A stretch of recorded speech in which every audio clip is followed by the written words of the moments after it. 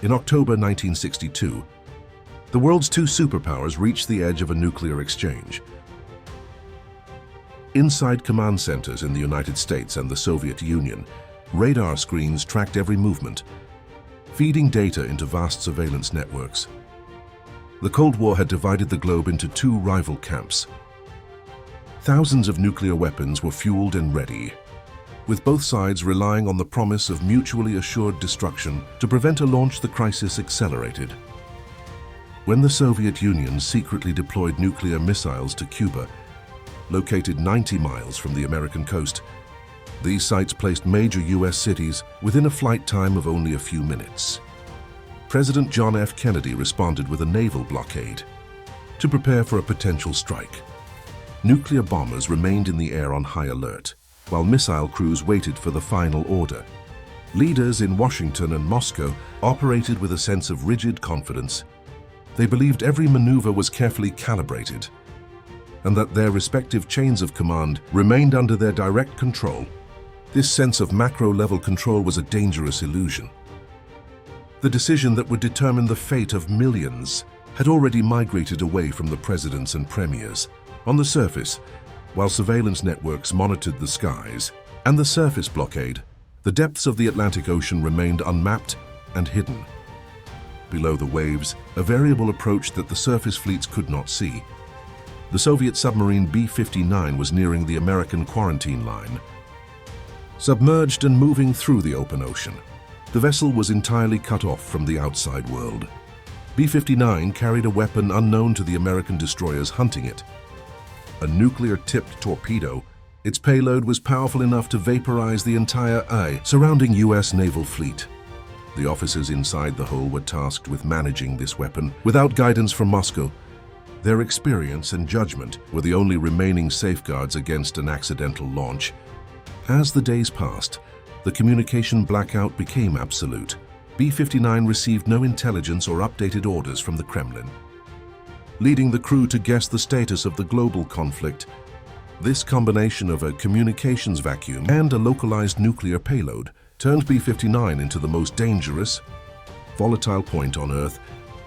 American destroyers located B-59 and began dropping practice depth charges. The Navy intended these strictly as non-lethal warning signals to force surfacing to the crew inside the submarine.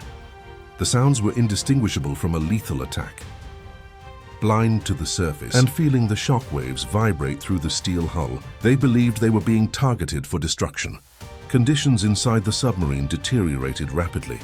The air grew toxic as carbon dioxide levels rose and the internal temperature spiked. With the batteries running low, the crew struggled to breathe in the sweltering heat. Psychological collapse followed the physical suffering. Exhausted and isolated, the crew became convinced that World War III had already started on the surface, and they were simply the first targets. The failure of the life support systems stripped away rational military analysis.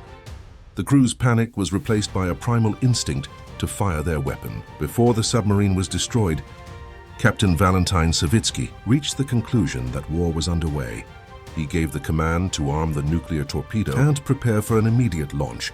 Soviet protocol aboard B-59 distributed the authority to fire. Firing the weapon required the explicit, coordinated agreement of 3 separate senior officers.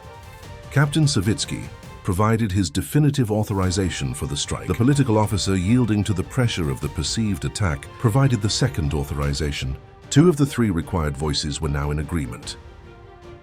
The final decision rested with Vasili Arkhipov. Despite the extreme heat and the consensus of the other officers, he refused to authorize the launch.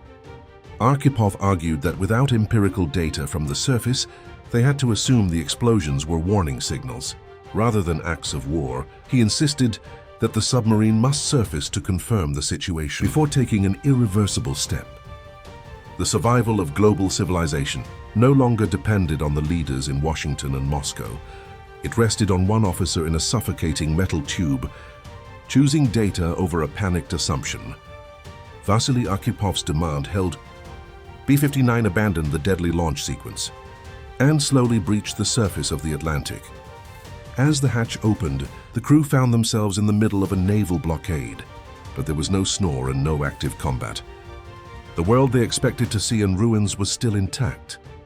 Arkhipov's theory was confirmed. The depth charges had been communicative signals, and the catastrophic war the crew feared was an illusion, created by their isolation. The immediate threat dissolved as B-59 turned away. A few days later, the Cuban Missile Crisis ended peacefully through diplomatic negotiations between the two superpowers. While the diplomatic resolution was celebrated in the press, the public and the politicians remained unaware of how close a single submarine crew had come to starting a nuclear holocaust. Vasili Arkhipov returned to the Soviet Union without public recognition for decades. His role in preventing a global catastrophe remained a secret. It was only long after the Cold War ended that historians uncovered the classified records of B-59 and the near launch in the Atlantic.